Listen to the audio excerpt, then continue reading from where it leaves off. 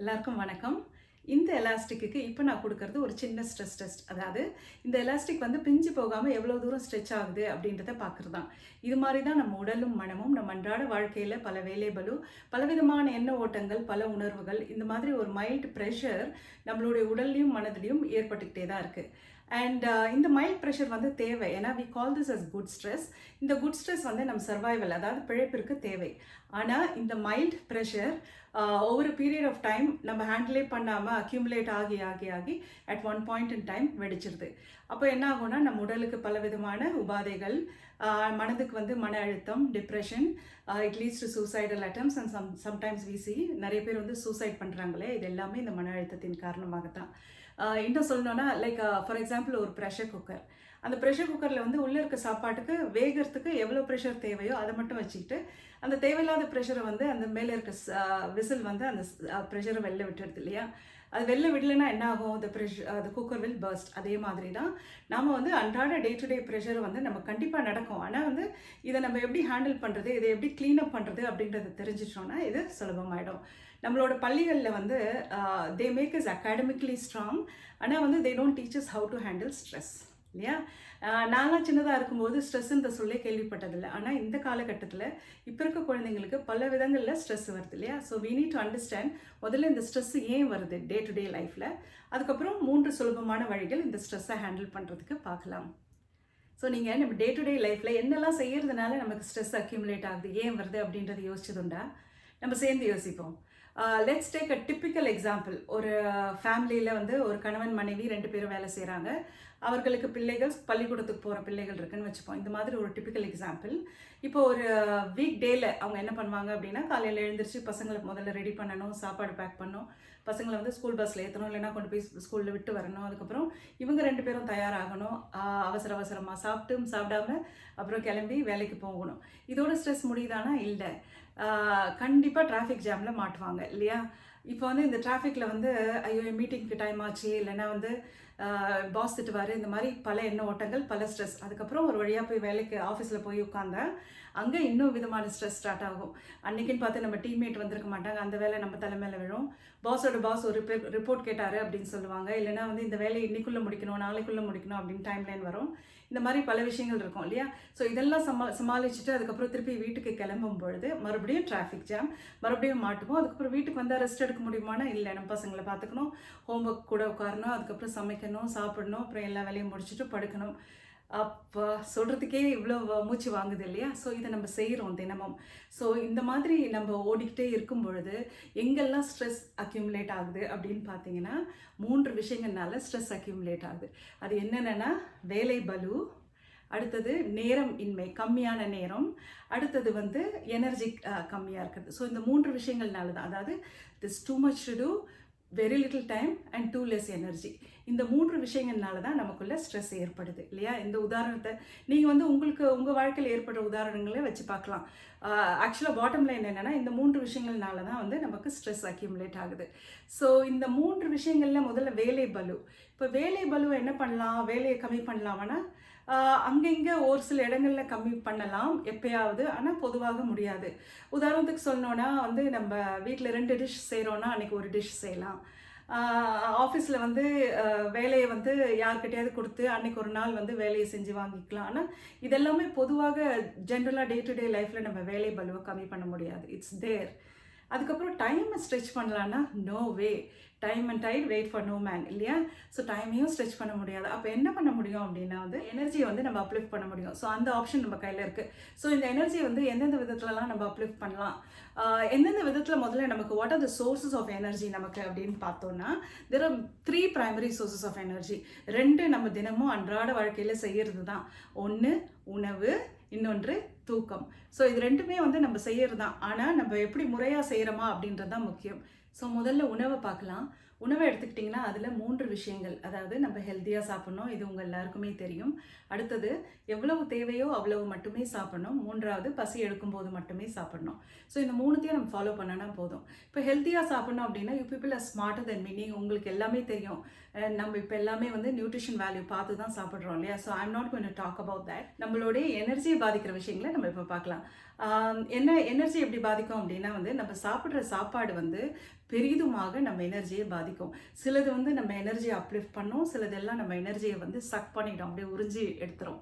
So நம்ம என்னென்ன உணவு சாப்பிடலாம், எந்தெந்த உணவு சாப்பிடக்கூடாது அப்படின்னா, முதல்ல வந்து தாமசமாக இருக்கின்ற உணவுகள் எல்லாத்தையும் நம்ம அவாய்ட் பண்ணணும். அது என்ன தாமசம்னா, அந்த மாதிரி உணவுகளில் வந்து ஒரு லைஃப் எனர்ஜி, அதாவது பிராணான்னு சொல்லுவோம் இல்லையா, அது அந்த உணவில் இருக்காது. இது எந்த உணவுகள் அப்படின்னா, ஸ்டேல் ஃபுட். அதாவது நம்ம வந்து 2-3 நாள் முன்னாடி சமைச்சு வச்சு ஃப்ரிட்ஜில் வச்சு சாப்பிட்றோம் இல்லையா, எனக்கு தெரிஞ்சு சில பேர் 1 வாரம் கூட வச்சு சாப்பிட்றது உண்டு. ஸோ அந்த மாதிரி உணவுகளை வந்து கண்டிப்பாக சாப்பிடக்கூடாது. ஏன்னா வந்து அது நம்ம வயிறு நிரம்புமே தவிர அதில் ஒரு எனர்ஜியுமே கிடையாது. And moreover it's sucks up all the energy. உங்ககிட்ட இருக்கிற எனர்ஜியும் அது அப்படியே உறிஞ்சி இழுத்துரும். அதனால ஸ்டேல் ஃபுட்டை வந்து நம்ம தவிர்த்துடணும். இன்னொன்று வந்து ஃப்ரெஷ் காய்கறி பழங்களை நம்ம சாப்பிட்றது நல்லது. இந்த ஃப்ரெஷ் காய்கறி நீங்கள் பார்த்தீங்கன்னா ஃப்ரிட்ஜில் வந்து ஒரு 1 வீக் 2 வீக் வச்சுட்டு அந்த காய்கறி எடுத்து பார்த்தீங்கன்னா அது வந்து அதில் இருக்க அந்த நீர்த்தன்மை எல்லாம் வற்றி போய் அதில் வந்து ஒரு மாதிரி காஞ்சி போயிருக்கும் அந்த காய்கறிகள் இல்லையா. ஸோ அதில் வந்து பிராணா ஒரு லைஃப் எனர்ஜி இல்லை. நீங்கள் ஃப்ரெஷ்ஷாக வாங்குற காய்கறிகள் செஞ்சீங்கன்னா அதில் it has so much of life energy in it. So அந்த மாதிரி காய்கறிகள் தான் சாப்பிடணும். ஐ அண்டர்ஸ்டாண்ட் இந்த மாதிரி பீரியடில், இந்த பேண்டமிக் சிச்சுவேஷன், கோவிட் டைமில் நம்ம அடிக்கடி வெளியில் போய் ஃப்ரெஷ் காய்கறிகள் வாங்குறது ரொம்ப கஷ்டம் இல்லையா. ஸோ அப்போ நீங்கள் என்ன பண்ணலான்னா, இந்த கொண்டக்கடலை, இந்த பயிர்கள், அப்புறம் இந்த பிளாக் ஐ பீன்ஸ், அதாவது காராமணி, இந்த மாதிரி பயிர்கள் எல்லாம், பச்சை பயிறு, இது எல்லாத்தையும் நீங்கள் வந்து முளைக்கட்டி கூட சாப்பிடலாம். It has so much of nutrition and so much of prana in it. அதனால் நீங்கள் முளைக்கட்டி சாப்பிடலாம். அந்த லென்டில்ஸ், லெக்யூம்ஸ் அது எல்லாமே வந்து நம்ம சமைச்சு சாப்பிடலாம் இந்த பீரியடில். ஸோ நீங்கள் வந்து இந்த ரொம்ப நாள் சமைச்சு வச்சு ஸ்டேல் ஃபுட்டை சாப்பிடக்கூடாது. நான்வெஜ் சாப்பிடக்கூடாதா அப்படின்னா I will leave it to you. ஏன்னா நான் சொல்ல போகிறதில்ல, இட்ஸ் யுவர் பர்சனல் சாய்ஸ் இல்லையா. நான்வெஜ் சாப்பிட்றதும் மீட் சாப்பிட்றதும் சாப்பிடாதும். But one thing I can tell you, meat வந்து it comes under tamasic food. இந்த தாமச உணவில் தான் வந்து மீட்டும் வரும். அதனால நீங்கள் டிசைட் பண்ணிக்கோங்க. அப்புறம் ரஜசிக் ஃபுட் அப்படின்னா ரொம்ப ஆயிலில் ஃப்ரை பண்ணது, நிறைய உப்பு புளி காரம்லாம் அதிகமாக தூக்கலாக இருக்கும் இல்லையா, அண்ட் சுகர், இது எல்லாமே வந்து நம்ம ரஜசிக் ஃபுட் அப்படின்னு சொல்லுவோம். தாமசம் வந்து நம்மளை மந்தத்தன்மையாக்கும். நம்மக்கிட்ட இருக்க எனர்ஜியெல்லாம் சக் பண்ணிவிட்டு நம்மளை வந்து மந்தத்தன்மையாகும் இல்லையா. ரஜசிக் என்ன பண்ணோம்னா, இட் மேக்ஸ் அஸ் ஹைப்பர் ஆக்டிவ்னா என்னென்னா, not so much of energy, but வந்து நம்மளை ஒரு நிலையில் இருக்க விடாது, ஃபோக்கஸ் கொடுக்காது நமக்கு. நம்ம மனமும் உடலும் வந்து ஒரு குரங்கு மாதிரி தாவிக்கிட்டே இருக்கும். ஸோ ராஜசிக் ஃபுட்டையும் அவாய்ட் பண்ணிடணும். ஸோ இதுதான் வந்து உணவை பொறுத்த வரைக்கும். அண்ட் எவ்வளவு தேவையோ அவ்வளோ மட்டும் சாப்பிடணும், எப்போ பசிக்குதோ அப்போ சாப்பிடணும். ஏன்னா நம்ம சாப்பிடும்போது என்ன ஆகுதுன்னா, இந்த டைஜஸ்டிவ் சிஸ்டம் நம்ம உடலில் இருக்க எனர்ஜியை வந்து டைஜஷனுக்கு எடுத்துக்குது இல்லையா. ஸோ நம்ம நிறைய சாப்பிட்டோம், இல்லைன்னா அடிக்கடி சாப்பிட்டுக்கிட்டே இருந்தோம்னா என்ன ஆகும்னா, most of the time digestive system வேலை செஞ்சுக்கிட்டே இருக்குது. ஸோ நம்ம உடலில் இருக்க எனர்ஜி வந்து டைஜஷனுக்கே யூஸ் பண்ணிக்கிட்டு இருக்கும்பொழுது we don't have energy for anything else இல்லையா. ஸோ அதனால் வந்து இந்த 3 விஷயங்களை நீங்கள் பார்த்துக்கணும். தாமசம் ரஜசிக் ஃபுட்டை பெரும்பாலும் அவாய்ட் பண்ணிடலாம். எப்போ பசிக்குதோ அப்போ மட்டும் சாப்பிடுங்க, எவ்வளோ தேவையோ அவ்வளோ மட்டும் சாப்பிடுங்க. ஸோ தட் இஸ் ஃபார் உணவு பொறுத்த வரைக்கும். அடுத்தது தூக்கம். நம்ம எல்லாரும் தூங்குறோம், தூக்கம் கண்டிப்பாக தேவை. நம்ம என்னைக்காவது ஒரு நாள் சரியாக தூக்கம் இல்லைன்னா we know that right, next day அடுத்த நாள் வந்து நமக்கு எந்த வேலையும் சரியாக செய்யணும்னு தோணாது, மனமும் உடலும் வந்து ரொம்ப சோர்வாகவே இருக்கும் இல்லையா. ஸோ தூக்கம் ரொம்பவும் முக்கியம். ஆனால் நம்ம அந்த தூக்கத்தை வந்து சரியாக செய்கிறோமா அப்படின்றதான் இங்கே கேள்வி இல்லையா. ஸோ பெரும்பாலும் வந்து நம்ம லேட்டாக தூங்க போகிறோம், தேவையான அளவு தூக்கம் இருக்கிறதில்ல, நம்ம ரொம்ப ஸ்டெடியாக தூங்குறதில்ல, ஆழ்ந்த தூக்கம் இருக்கிறதில்ல, இந்த மாதிரி பல விஷயங்கள். ஸோ அதுதான் இங்கே நம்ம பார்க்க போகிறோம். ஸோ இந்த தூக்கம் என்ற ஊருக்கு வந்து 2 ட்ரெயின் போதாம். முதல் ட்ரெயின் வந்து 8 மணிக்கு கிளம்புது. அந்த ட்ரெயினை நம்மளால் ஆப்வியஸாக எடுக்க முடியாது. ஏன்னா ஐ அண்டர்ஸ்டாண்ட், நமக்கு வந்து நிறைய வேலைகள் இருக்குது, பசங்களை பார்க்கணும், இந்த மாதிரிலாம் நிறைய விஷயங்கள் இருக்கும். பட் அடுத்த ட்ரெயின், இது வந்து கடைசி ட்ரெயின். இந்த ட்ரெயின் எப்போ கிளம்புது அப்படின்னா வந்து 10 மணி. ஸோ இந்த ட்ரெயினை வந்து நம்ம கண்டிப்பாக எடுக்கிறதுக்கு ட்ரை பண்ணியே ஆகணும். Everything else unless if it is really required, ஏதாவது ரொம்ப ரொம்ப அர்ஜென்ட் அப்படின்னா மட்டும் நீங்கள் முழிச்சிருக்கலாம். இல்லைன்னா just think about it, everything else can wait for tomorrow இல்லைங்களா. நம்ம சோஷியல் மீடியாவில் உட்காந்து ஏதாவது வீடியோ பார்க்குறோமோ, இல்லைனா புக்கு படிக்கிறோமோ, இல்லை வேறு ஏதாவது யார் கூடயாவது ஃபோனில் பேசுகிறோமோ, இல்லை சினிமா பார்க்குறோம். இந்த மாதிரி நிறைய விஷயங்கள் நம்ம வந்து இரவு நேரங்களில் செய்கிறோம் இல்லையா? இது எல்லாமே வந்து can wait for tomorrow but not your health, mental and physical health இல்லையா? So try to go to bed at 10. இனிஷியலாக வந்து நீங்கள் இஃப் யூர் நைட் ரொம்ப நேரம் முழிச்சிருக்கிறா இருந்தீங்கன்னா உங்களுக்கு இனிஷியலாக வந்து ரொம்ப கஷ்டமாக இருக்கும். But I would say maybe like for a month சும்மா போய் 10 மணிக்கு போய் படுத்துருங்க. தூக்கம் வராது. But try to avoid phone. நீங்கள் ஃபோனெல்லாம் பார்த்துட்டே இருந்தீங்க, கடைசி ½ அன் ஹவர் படுக்கிறதுக்கு முன்னாடி ஃபோனை பார்க்குறத கம்மி பண்ணிவிடுங்க. ஏன்னா அது வந்து தூக்கத்தை கொஞ்சம் உடனே தூக்கம் வர்றது கஷ்டமாக இருக்கும். பட் நீங்கள் போய் படுத்துட்டு பிறண்டு படுத்தாலும் தூக்கம் வரலனாலும் பரவாயில்ல. But I would say like between 2 weeks and 1 month கண்டிப்பாக வந்து உங்களுக்கு இது பழகிடும். எல்லாமே பழக வந்துடும் இல்லையா? ஸோ நிறைய நாட்கள் பல வருடங்களாக நம்ம உடலை வந்து இந்த மாதிரி டியூன் பண்ணி வச்சுருக்கோம், லேட்டாக தான் போய் படுக்கிறது. அதுக்கு பதிலாக நம்ம இப்போ சீக்கிரம் போய் படுக்க போகிறோன்னா body and mind takes time to get adjusted to this இல்லையா? ஸோ அதனால் நீங்கள் வந்து 10 மணிக்கு கூடுமான வரைக்கும் போய் படுக்க ட்ரை பண்ணுங்கள். And avoid social media before you go to bed. So இந்த மாதிரி படுத்திங்கன்னா நார்மலாக ஒரு 6 to 7 ஹவர்ஸ் தூக்கம் கூட போதும். If you go early to bed நீங்கள் ஆப்வியஸாக சீக்கிரம் எழுந்துடலாம் and you'll have so much of time இல்லையா? ஸோ நீங்கள் இந்த மாதிரி ப்ராக்டிஸ் பண்ணி பார்த்தீங்கன்னா இந்த உணவும் தூக்கமும் கரெக்டாக இப்போ நான் சொன்ன மாதிரியே நீங்கள் ப்ராக்டிஸ் பண்ணிங்கன்னா that will give a tremendous improvement in your energy levels. அடுத்தது 3வது விஷயம், இதில் நீங்கள் சில பேர் செய்வீங்க, சில பேருக்கு இந்த பழக்கம் இருக்காது. இது வந்து யோகா, மூச்சு பயிற்சி, தியான பயிற்சி. இது வந்து will tremendously uplift your energies and நீங்கள் என்ன செய்யலைன்னா you should start doing it. Yoga, மூச்சு பயிற்சி, தியானம் இது எல்லாமே வந்து நம் உடல் மற்றும் மனதை வந்து பெரும் அளவுக்கு வந்து இட் பிரிங்ஸ் அப்லிஃப்ட்ஸ் இட். நம்மளுடைய உடல் உபாதைகளாக இருக்கட்டும், இல்லை மன அழுத்தம், டிப்ரெஷன் இது எல்லாமே வந்து it will take care. So நீங்கள் வந்து ப்ராக்டிஸ் பண்ணுங்கள். நீங்கள் பண்ணலைன்னா ஸ்டார்ட் பண்ணுங்கள்.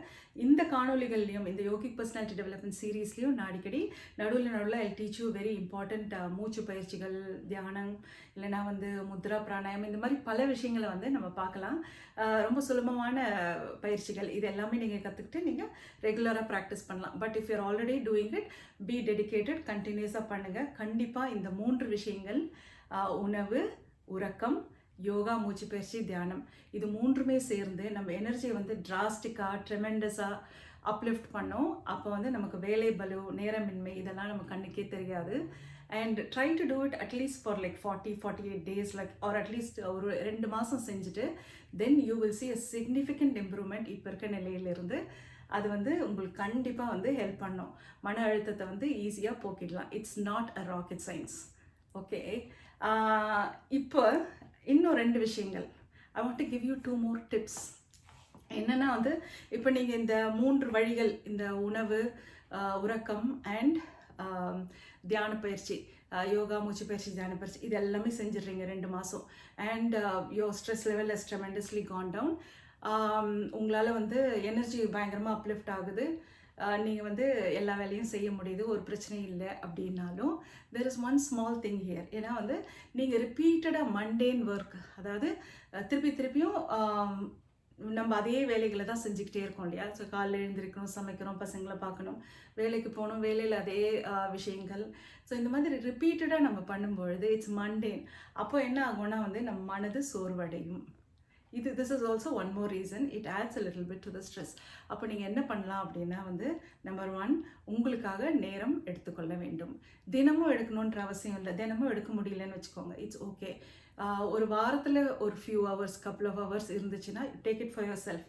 உங்களுக்கு என்ன பிடிக்குமோ, you like to groom your செல்ஃப்னா க்ரூம் பண்ணலாம். இல்லைனா புத்தகம் படிக்கணும்னா, இல்லை பாட்டு கேட்க பிடிக்கும், music, or you want to play some instruments or whatever, யார் கூடயாவது பேசணும், இந்த மாதிரி எந்த விஷயம் உங்களுக்கு பிடித்த விஷயங்கள் வந்து உங்களுக்காக மட்டுமே அந்த நேரத்தை எடுத்து செலவிடுங்கள். நம்பர் 1. 2வது, இந்த இயற்கையோட கொஞ்சம் நேரம் செலவழிங்க. நீங்கள் இது வரைக்கும் பண்ணலைன்னா ட்ரை டு டூ இட். ஏன்னா இது வந்து brings a big difference in our lifes. அது போக போக உங்களுக்கே புரியும். So spend time with nature. இது நீங்கள் இதுக்காக நேரம் எடுக்கணும்னு கூட அவசியம் இல்லை. லெட்ஸே நீங்கள் வந்து வாக்கிங் வீட்டில் ட்ரெட்மில்லில் போகிறீங்கன்னு வச்சுக்கோங்க. அதுக்கு பதிலாக you can go walking out சைடில், மொட்டை மாடியில் போகலாம், ஃப்ரண்ட் யார்டில் போகலாம், பேக் யார்டில் போகலாம், இல்லை இந்த கோவிட் டைமில் இட்ஸ் வெரி டிஃபிகல்ட், நீங்கள் வீட்டு உள்ளேருந்தே மழை வந்துச்சுன்னா மழையை ரசிக்கலாம். மொட்டை மாடியில் போய் நைட்டில் ஸ்டார் கேசிங் பண்ணலாம், வானத்தை பார்க்கலாம். சின்னதில் இருக்கும்போது நான்லாம் வந்து அந்த க்ளவுட்ஸோட ஷேப்பை வச்சு இது என்ன விலங்கு அப்படின்ற மாதிரிலாம் விளையாண்டுருக்கோம். ஸோ அந்த மாதிரி நீங்கள் உங்கள் பசங்களோட சேர்ந்து விளையாடலாம். So there lot of different things you can do with the nature. So நம்ம ஆரம்பத்தில் 3 சுலபமான வழிகள் பார்த்தோம் இல்லையா, நம்ம எனர்ஜி அப்லிஃப்ட் பண்ணுறது. ஏன்னா வேலை பலுவும் நேரமும் நம்மளால் ஒன்றும் செய்ய முடியாது, பட் எனர்ஜி அப்லிஃப்ட் பண்ணலாம். ஏன்னா this will help handle the day to day pressure. அது அக்யூமுலேட் ஆகிறதுனால தான் வந்து நம்ம ஒரு நாள் பர்ஸ்ட் ஆகிடுறோம் இல்லையா. திருவள்ளுவர் ரொம்ப அழகாக சொல்லியிருப்பாரு, பீலி பை சாக்காடு அச்சிறு அப்பண்டன் சாலமிகுத்து பெயின். அதாவது மயில் இறகாக இருந்தாலும் அது வந்து ரொம்ப லைட் வெயிட் தானே அப்படின்ட்டு அளவுக்கு மேலே வண்டியில் ஏற்றினோன்னா வண்டியோட அச்சாணி உடைஞ்சிரும். அதே மாதிரி தான் உடலும் மனமும். So we saw 3 easy ways to uplift our energy. என்னென்னா உணவு, உறக்கம், அதுக்கப்புறம் யோகா, மூச்சு பயிற்சி, தியான பயிற்சி இல்லையா. ஸோ உணவில், உறக்கத்தில், அதுக்கப்புறம் இந்த யோகா தியான பயிற்சியெல்லாம் என்னென்னலாம் பண்ணணும் அப்படின்றத பார்த்தோம். இனி வரும் வாரங்களில் நான் பல மூச்சு பயிற்சிகள் உங்களுக்கு சொல்லித்தரேன். And we also saw 2 tips. ஏன்னா ஒன்று, take time for your self, உங்களுக்காக நேரம் எடுத்துக்கோங்க. அடுத்தது, இயற்கையோட கொஞ்சம் நேரம் செலவழிங்க. ஸோ இதெல்லாம் பண்ணுங்கள். நாளைக்கு காணொலியில் I will teach you one மூச்சு பயிற்சி, ரொம்ப சுலபமான ஒரு மூச்சு பயிற்சி உங்களுக்கு நாளைக்கு காணொலியில் நான் சொல்கிறேன். இந்த வீடியோ பிடிச்சதுனா இல்லை உங்களுக்கு ஏதாவது தாட்ஸ் இருந்ததுன்னா கமெண்ட்ஸில் போடுங்க. And like, subscribe if you haven't. அப்புறம் கமெண்ட் பண்ணுங்கள், உங்கள் ஃப்ரெண்ட்ஸ் எல்லாருக்கும் ஷேர் பண்ணுங்கள். நாளைக்கு காணொலியில் பார்க்கலாம். நன்றி.